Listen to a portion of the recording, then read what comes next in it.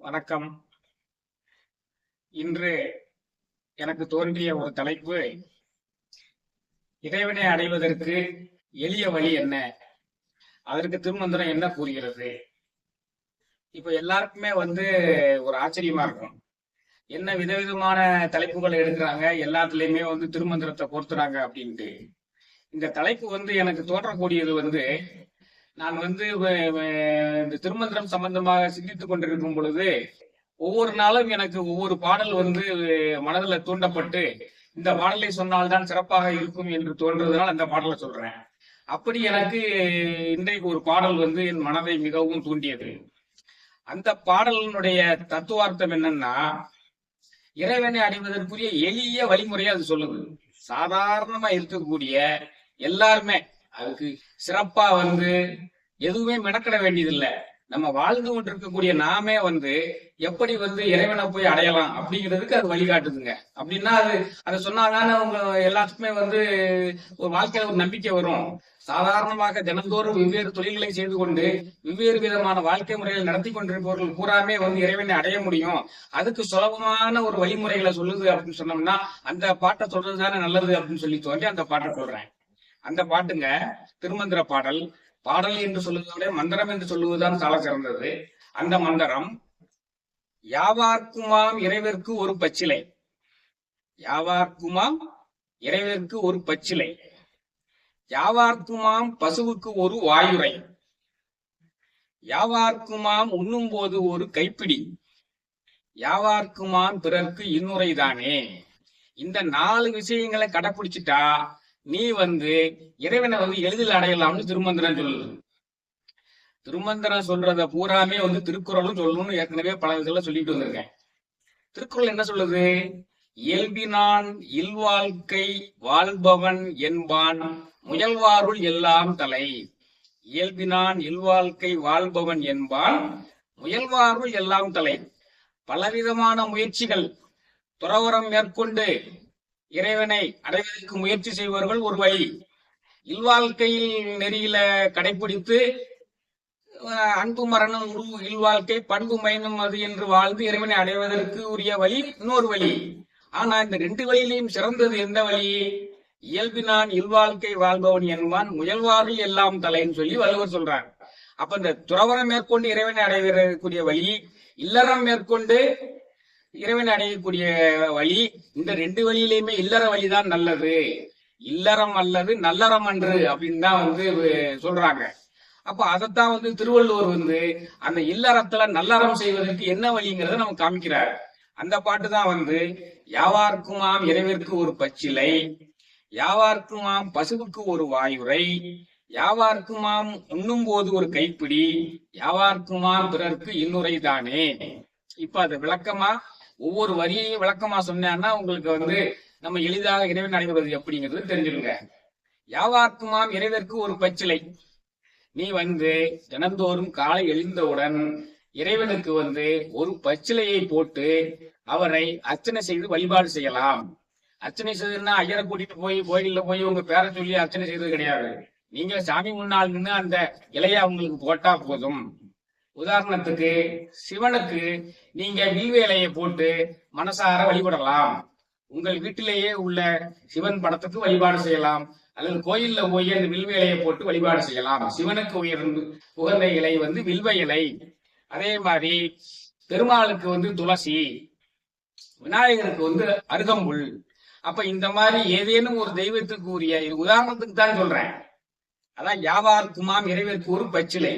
நீ உனக்கு கிடைக்கக்கூடிய அருகம்புல்லாம் எளிதில் கிடைக்கக்கூடியது. அதை கொண்டு நீ விநாயகருக்கு போட்டேன்னா அதனுடைய உடல் நலமும் உள்ள நலமும் பெருகும். இதைத்தான் அவர் சொல்றார். இதை செய்யறதுக்கு என்ன கஷ்டம் இருக்கு நமக்கு? யாவார்க்குமாம் இறைவருக்கு ஒரு பச்சிலை. இது என்னன்னா சிவனுக்கு வில்வ இலைய சொல்றாங்க.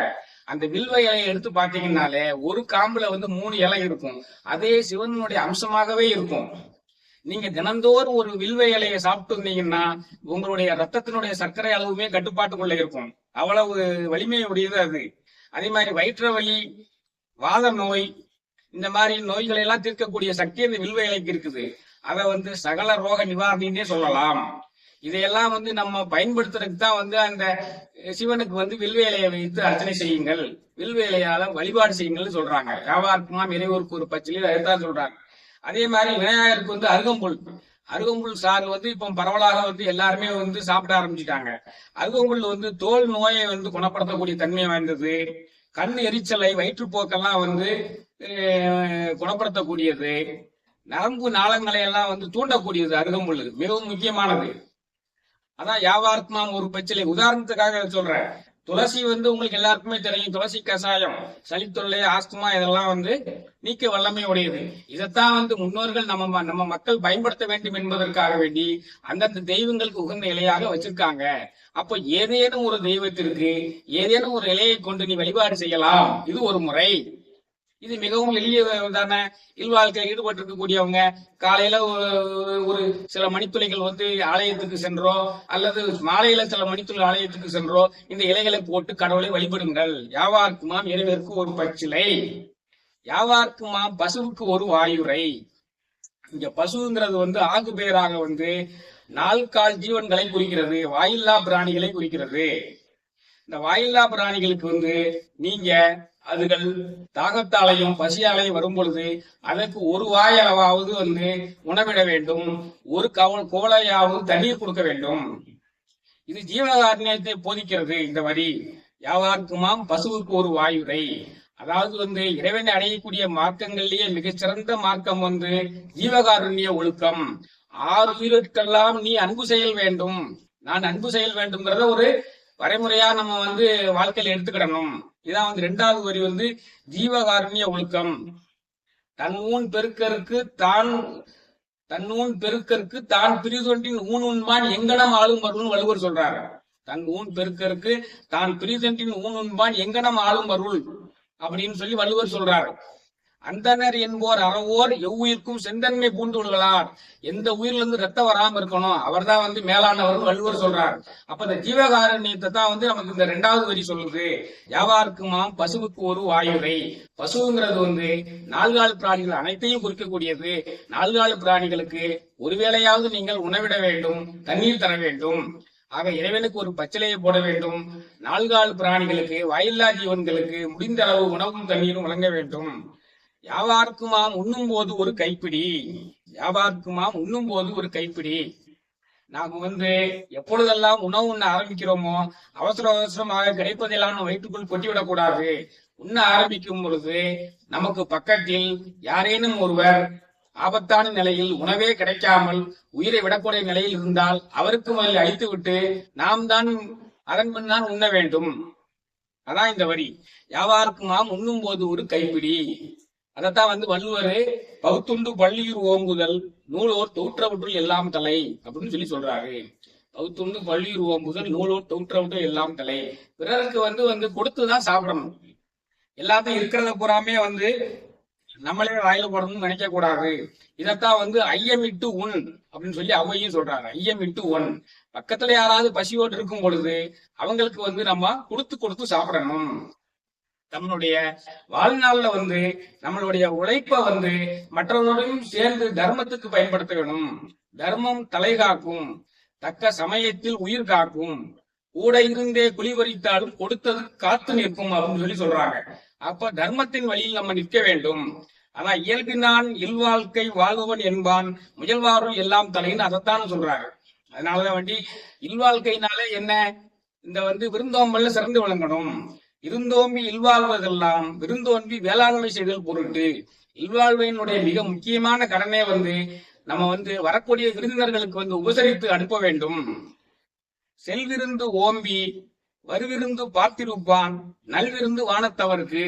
ஏற்கனவே வந்திருக்க விருந்தினர்களை வந்து சீராட்டி பாராட்டி உபசரித்து அனுப்பி விட்டு அடுத்து வரக்கூடிய விருந்தினர்களுக்காக காத்திருக்கக்கூடியதான் வந்து இல்வாழ்க்கையின் மாண்பு அப்படின்னு சொல்லி சொல்றாங்க. இதைத்தான் வந்து இந்த வரி வந்து நமக்கு உணர்த்துது. யாவார்க்குமாம் உண்ணும் போது ஒரு கைப்பிடி. இதெல்லாம் வந்து நீங்க எளிதாக கடைபிடிக்கக்கூடியதுதான். யாவார்க்குமாம் இறைவனுக்கு ஒரு பச்சிலை எளிதாக கடைபிடிக்கக்கூடியது. யாவார்க்குமாம் பசுவுக்கு ஒரு வாயுரை எளிதில் கடைபிடிக்கக்கூடியதுதான். 4 கால பிராணிகளுக்கு உணவிடுவது தண்ணீர் தருவது ஒரு கஷ்டமான வேலை கிடையாது. யாவார்க்குமாம் உண்ணும் போது ஒரு கைப்பிடி. இருக்கக்கூடிய உணவை எல்லாரும் பகிர்ந்து சாப்பிடுங்க அப்படின்னு சொல்லக்கூடியது மிக முக்கியமானது. இந்த உணவிடுதல் ஒரு சீரிய பணி என்பதனாலதான் நம்ம தமிழகத்துல சத்துணவு திட்டம் என்று பிரபலமாக பேசப்பட்டு அனைத்து மாணவர்களும் மதிய உணவு பெறுமாறு செய்யப்பட்டது. இன்று இப்போதைய தமிழக அரசு அனைத்து மாணவர்களுக்குமே காலை சிற்றுண்டி வழங்கி பசியுடன் யாரும் இருக்கக்கூடாது என்பதை ஒரு கொள்கையாக கொண்டு வந்திருக்கிறோம் தமிழகத்துல.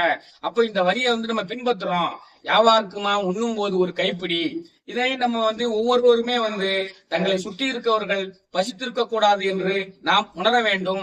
அவர்களுக்கு பசியாது இருக்குமாறு வழங்கிவிட்டு தான் சாப்பிட வேண்டும். அடுத்த வரி, யாவாருக்குமான் பிறருக்கு இன்னுரைதானே. எல்லாத்தையும் விட சிறந்தது யாவாருக்குமான் பிறருக்கு இன்னுரைதானே. என்னது? எல்லாத்தையும் சுத்தி மத்தி இருக்கிறவங்கள்ட்ட புறாமே இன்முகத்துடன் பேச வேண்டும். அகனமர்ந்து ஈதலின் நன்றே முகனமர்ந்து இன்சொலனாக பிரின்.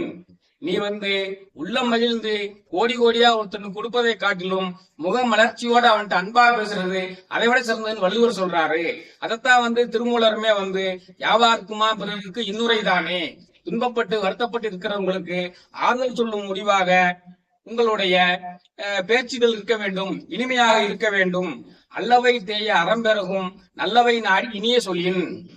இதத்தான் திருமந்திரத்தினுடைய எளிய ஒரு வெளிப்பாடுதான் திருக்குறள். அல்லவை தேய அறம்பெருகும் நல்லவை நாடி இனிய சொல்லின் அப்படின்னு சொல்றாரு வள்ளுவர்.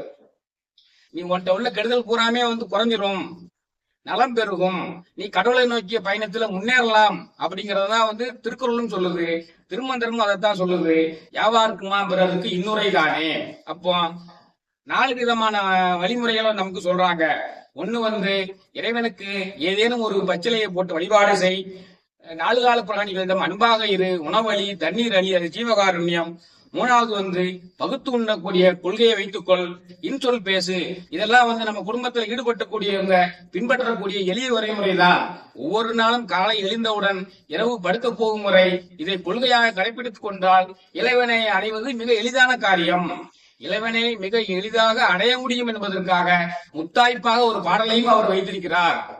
படமாட கோயில் பகவர்க்கு ஒன்றியில், படமாட கோயில் பகவர்க்கு ஒன்றியில், நடமாட கோயில் நம்பர்கங்காகா.